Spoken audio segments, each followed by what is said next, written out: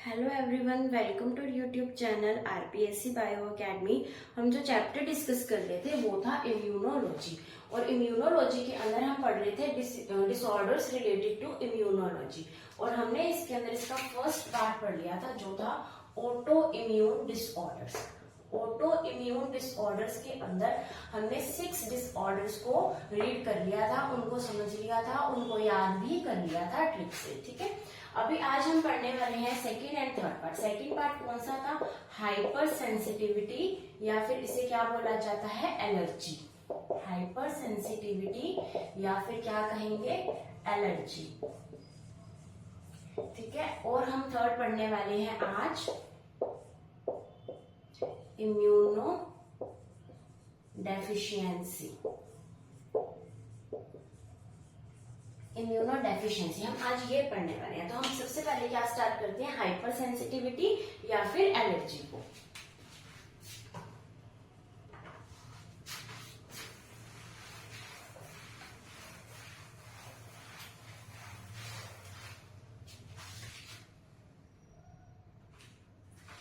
तो हम पढ़ते हैं सेकेंड पार्ट, हाइपर सेंसिटिविटी। अगर हम बात करें हाइपर सेंसिटिविटी की, इसको हम कॉमन लैंग्वेज में क्या बोल देते हैं? एलर्जी बोल देते हैं। यानी हमारे बॉडी के अंदर किसी भी हम कह सकते हैं एलर्जी के अगेंस्ट, जो हमारे शरीर के अंदर कोई एलर्जी हमें कोज हो जाती है, जिसे हम क्या कहते हैं? Hyper sensitivity. जैसे कि किसी भी चीज को खाने से हमारे हाथ में क्या हो जाते हैं? जैसे दाने हो जाते हैं, या हमारा फेस रेड हो जाता है, तो वो क्या है? वो एक हाइपर सेंसिटिविटी या फिर एलर्जी है। तो किन किन चीजों से हमारी बॉडी के अंदर एलर्जी या फिर हाइपर सेंसिटिविटी होती है, हम उनको डिस्कस करते हैं। तो सबसे पहले हम ये देखते हैं कि एलर्जी कॉजिंग हमारे सामने एंटीबॉडी कौन सी आती है। तो जब भी एलर्जी हमारी बॉडी में हो जाती है तो कौन सी एंटीबॉडी हमारे जो बॉडी है वो रिलीज करती है? आईजीई। हमने पढ़ा था आईजीई। सबसे कम अमाउंट में हमारी जो एंटीबॉडी रिलीज होती है वो कौन सी होती है? आईजीई। और सेकंड नंबर पर वेट पर आती है, क्योंकि सबसे ज्यादा वेट किसका होता है? आईजीएम का होता है। और ये कैसी होती है? मोनोमर होती है। ठीक है, आईजीई एंटीबॉडी रिलीज होती है जब भी हमारी बॉडी के अंदर क्या हो जाती है? एलर्जी। एलर्जी होगी कब? जब कोई एलर्जन हमारी बॉडी में एंटर करेगा। तो एलर्जी को कोज करने वाले जो ऑर्गेनिजम्स हैं उन्हें क्या बोला जाता है? एलर्जेंस। ऑर्गेनिजम्स तो हम नहीं कह सकते, क्योंकि वो लिविंग भी हो सकते हैं, नॉन लिविंग भी हो सकते हैं। तो ये क्या कर सकते हैं? एलर्जेंस। इनको क्या बोलते हैं? एलर्जेंस। जैसे हम बात करें डस्ट पार्टिकल्स, तो किसी को डस्ट से एलर्जी हो जाती है, तो वो डस्ट क्या है? एक एलर्जन है। या किसी को जैसे कि कोई भी हम पोलन ग्रेन्स की बात करें, किसी को पोलन ग्रेन से एलर्जी हो सकती है, तो ये क्या है? ये एक एलर्जन है। यानी ऐसी चीजें जो हमारी बॉडी के अंदर एलर्जी कोज कर दे उन्हें एलर्जन कहा जाता है। और ये जो एलर्जन होते हैं, हम ये नहीं कह सकते कि ये हमारी बॉडी में कोई डिजीज को कोज कर रहे हैं। इन्हें हम किसी भी तरीके से डिजीज नहीं बोल सकते। ठीक है, ये क्या है? हाइपर सेंसिटिविटी, या फिर हम हमारे कॉमन लैंग्वेज में एलर्जी बोल देते हैं, लेकिन ये डिजीजेस कोज नहीं करते। हमें ये पता होना चाहिए। उसके बाद हम बात करते हैं कि जब एलर्जन हमारी बॉडी में आया, हमारी बॉडी ने रिस्पॉन्ड शो किया, क्या हुई? एलर्जी हुई। अब इस एलर्जी के रिस्पॉन्ड में हमारी बॉडी में आईजीई एंटीबॉडी रिलीज हुई। अब ये जो हमारे सामने आईजीई एंटीबॉडी है, ये कहाँ रहती है? ये रहती है मास्ट सेल के ऊपर। यानी मास्ट सेल पर इसका रिसेप्टर प्रेजेंट होगा, और आईजीई एंटीबॉडी मास्ट सेल पर हम कह सकते हैं प्रेजेंट है। और मास्ट सेल हमें पता है क्या रिलीज करता है? हिस्टामिन। तो जब हमने हिस्टामिन पढ़ा था तब भी हमने कहा था कि एलर्जी के टाइम पर हिस्टामिन को रिलीज किया जाता है, और हिस्टामिन करता क्या है? वैसोडाइलेशन। तो वैसोडाइलेशन करेगा, वहां से जो ब्लड वेसल्स है उनको क्या कर देगा? चौड़ा कर देगा, जिसकी वजह से हमारी हाइपर सेंसिटिविटी या एलर्जी को कम किया जा सकता है। तो हमें ये पता होना चाहिए एलर्जी कोज करने वालों को क्या बोला जाता है? एलर्जेंस बोला जाता है। और जो एलर्जेंस होते हैं वो कोई डिजीज को कॉज नहीं करते, हम उन्हें नॉर्मल एलर्जी या फिर हाइपर सेंसिटिविटी ही कहते हैं। एलर्जी के टाइम पर आने वाली एंटीबॉडी कौन सी है? आईजीई। आईजीई किसके ऊपर प्रेजेंट होती है? मास्ट सेल के ऊपर, और मास्ट सेल हिस्टामिन को रिलीज करके वैसोडाइलेशन कर देता है। ये सब चीजें तो हम पहले भी पढ़ चुके हैं। अब हम डिस्कस करते हैं कि कौन कौन सी हाइपर सेंसिटिविटी हम कॉमनली फेस करते हैं।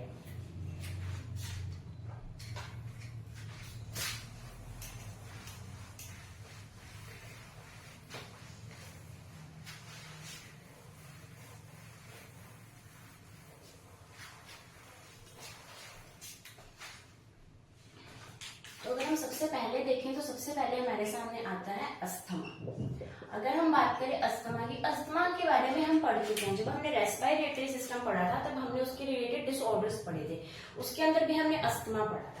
अस्थमा किसके अंदर एलर्जी कॉज कर देता है? हमारे रेस्पिरेटरी ट्रैक के अंदर, यानी हमारा जो रेस्पिरेटरी ट्रैक है, जो हमारे ब्रोंकस हैं, ब्रोंकियोल्स हैं, उनके अंदर क्या हो जाता है?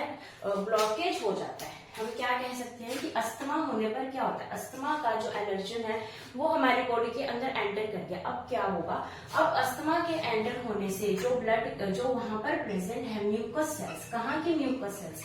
जो रेस्पिरेटरी ट्रैक के म्यूकस सेल्स हैं, उन म्यूकस सेल्स का नंबर बढ़ जाएगा। इन म्यूकस सेल के नंबर के बढ़ने से म्यूकस बढ़ जाएगा, यानी हमारे जो रेस्पिरेटरी ट्रैक है उसके अंदर म्यूकस बढ़ जाएगा, क्योंकि म्यूकस सेल्स का नंबर बढ़ जाएगा। ये म्यूकस बढ़ने से जो रेस्पिरेटरी ट्रैक इस तरीके का हुआ करता था, अब यहाँ पर म्यूकस की मात्रा ज्यादा होने पर वो रेस्पिरेटरी ट्रैक इस तरीके से हो जाएगा, यानी इसका जो ल्यूमन है वो क्या हो जाएगी?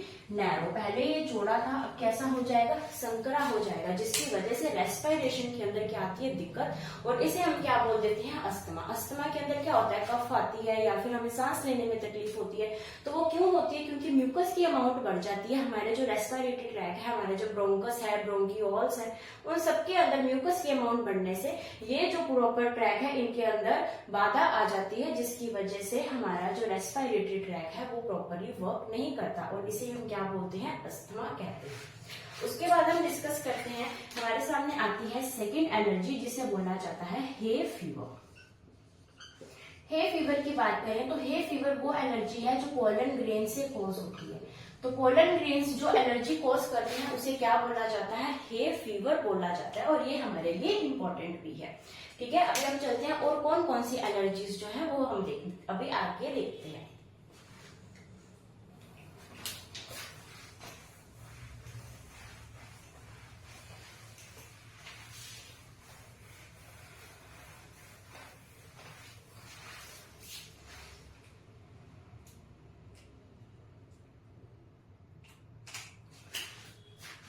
अभी हमारे सामने आएगी अर्टिकेरिया। अर्टिकेरिया क्या है? अर्टिकेरिया है हमारी बॉडी के अंदर पिंकिश स्पॉट्स का हो जाना, यानी अगर हमारी बॉडी पर पिंकिश स्पॉट्स हो रहे हैं तो उसे क्या बोला जाता है? अर्टिकेरिया कहा जाता है। तो उसे अर्टिकेरिया कहेंगे। और यहाँ पर जो एलर्जेंस होंगे वो डिफरेंट टाइप्स के हो सकते हैं, लेकिन उससे जो पिंकिश स्पॉट हमारी बॉडी पर बनेंगे उसके बाद जो हमें एलर्जी होती है उसका नाम क्या है? अर्टिकेरिया। ये कोई इतने ज्यादा इंपॉर्टेंट नहीं है, बस हमें नाम पता होना चाहिए, जिसकी वजह से अगर ऐसा क्वेश्चन आ जाता है कि इनमें से कौन सी एलर्जी नहीं है तो हमें पता होना चाहिए। ठीक है, बाकी इतने ज्यादा हमें डीप में पढ़ने की जरूरत नहीं है। उसके बाद हम बात करते हैं इक्जेमा। इक्जेमा को डर्मेटाइटिस भी कहते हैं। क्या बोला जाता है? डर्मेटाइटिस या फिर इक्जेमा। तो डर्मा, जहां पर भी डर्मा शब्द आ जाए इट मीन्स वो हमारी स्किन से रिलेटेड होता है। तो डर्मा कहीं पर भी आपको दिखे इट मीन्स वो हमारी स्किन से रिलेटेड है। तो ये भी किससे रिलेटेड होगा? हमारी स्किन से रिलेटेड होगा। और हमारे स्किन के ऊपर क्या बन जाते हैं? स्केल्स। तो स्किन के ऊपर स्केल्स बन जाते हैं, इसे क्या बोला जाता है? एक्जिमा या फिर डर्मेटाइटिस। ठीक है, तो इसे एक्जिमा, मतलब हमें नाम पता होने चाहिए बस। डर्मेटाइटिस क्या है? एक एलर्जी है। एक्जिमा एक क्या है? एलर्जी है। यूट्रिकेरिया एक क्या है? एलर्जी है। ठीक है, उसके बाद हम चलते हैं 5th नंबर पर एलर्जी, एनाफाइलेटिक शॉक। अगर हम बात करें एनाफाइलेटिक शॉक की, तो एनाफाइलेटिक शॉक क्या है? ये भी एक एलर्जी है जिसको हम क्या बोल देते हैं? Generalised allergy. इसका नाम दे देते हैं हम जनरलाइज्ड एलर्जी। ऐसा क्यों? क्योंकि ये जो एलर्जी है ये सीधा हमारे ब्लड में जाएगी, और ब्लड हमारा कंप्लीट बॉडी के अंदर सर्कुलेट होता है, जिसकी वजह से ये जो एलर्जी है हमारी पूरी बॉडी के अंदर फैल जाएगी। इसलिए हम इसे क्या बोलते हैं? Generalised allergy. और इसे क्या बोला जाता है? Anaphylactic shock. तो हमें क्या याद करना है? हमें बस ये नाम याद करने हैं। अर्टिकेरिया भी एलर्जी है, एनाफाइलेटिक शॉक भी एलर्जी है, एक्जिमा भी एलर्जी है, डर्मेटाइटिस भी एलर्जी है, और हमने जो सबसे पहले पढ़ा था अस्थमा और हे फीवर वो भी एक एलर्जी है। तो इसी के साथ ही हमारा जो सेकंड पार्ट है हाइपर सेंसिटिविटी एंड एलर्जी वो खत्म होता है। अभी हम देखते हैं इसका थर्ड पार्ट जो कि है हमारा, हम डिस्कस करेंगे।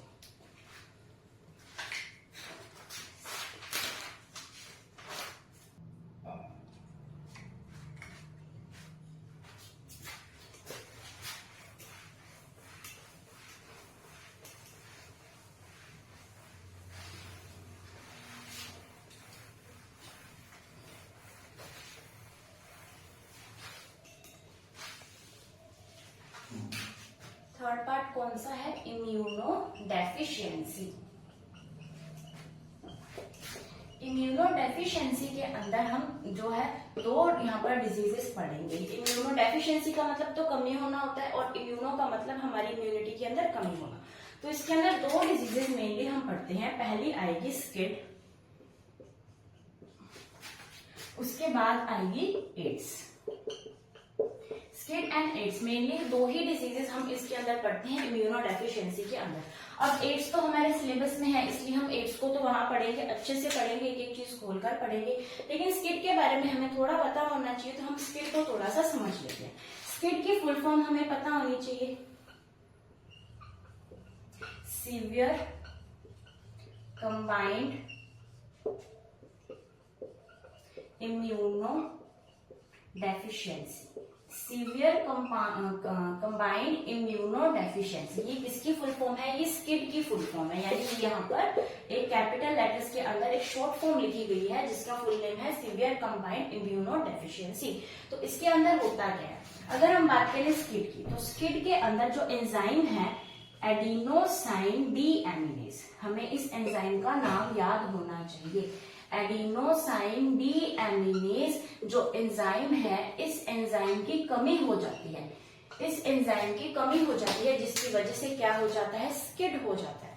अगर हम बात करें ये कौन सा एंजाइम है? Adenosine deaminase. तो इस एडिनोसाइन डीएमिनेज एंजाइम को कोड करने वाला जो जीन होता है हमारी बॉडी के अंदर, वो जीन यहाँ पर नॉन फंक्शनल हो जाता है, यानी वो फंक्शन नहीं कर पाता किसी वजह से। तो जब वो नॉन फंक्शनल हो जाएगा तो हमारी जो एडिनोसाइन डीएमिनेज एंजाइम है ये कम हो जाएगा, और जैसे ये कम हो जाएगा तो हमें क्या हो जाएगा? Severe combined immuno deficiency. और इससे होता क्या है? इससे हेल्प मिलती है बी एंड टी लिम्फोसाइट्स। जो हमारी बॉडी के अंदर बी एंड टी लिम्फोसाइट्स हैं जो कि एक्टिव फॉर्म में होते हैं, वो कम हो जाते हैं, क्योंकि इनकी मैच्योरेशन के लिए, इनको एक्टिव करने के लिए एडिनोसाइन डीएमिनेज एंजाइम की जरूरत होती है। तो जब ये कम हो जाएगा तो हमारी बॉडी में बी एंड टी लिम्फोसाइट्स जो एक्टिव फॉर्म में प्रेजेंट है वो क्या हो जाएंगे? कम हो जाएंगे, जिसकी वजह से हमारी इम्यूनिटी क्या हो जाएगी? लो हो जाएगी।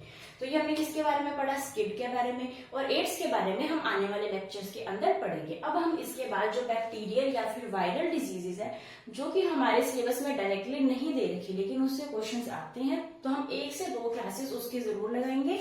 और अगर आपको वो स्किप करनी है तो आप स्किप कर सकते हैं।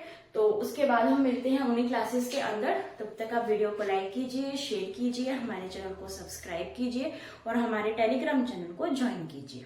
Thank you.